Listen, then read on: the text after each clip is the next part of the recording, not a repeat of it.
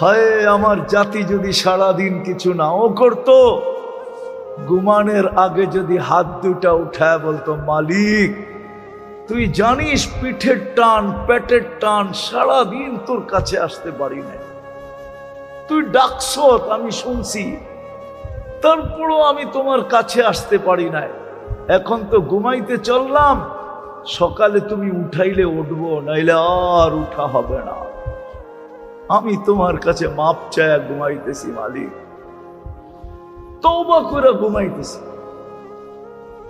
কসম, মুসলমান যদি এতটুক করত, নারী যদি করত, পুরুষ যদি করত, যুবক যদি করত, বৃদ্ধ যদি করত, ইস্তেগফারের বরকত আপনারা জানেন না যে ইস্তেগফার কত বরকত নিয়ে আসে।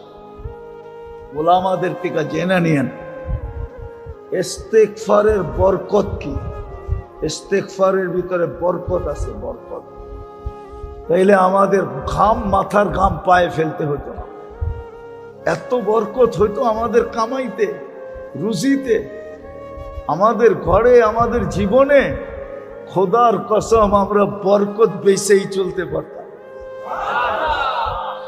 দুনিয়া আমাদের কাছ থেকে যেরকম কাপড় নিতে আসে, সারা দুনিয়া আমাদের কাছ থেকে বরকত নিতে আসতো, বরকত।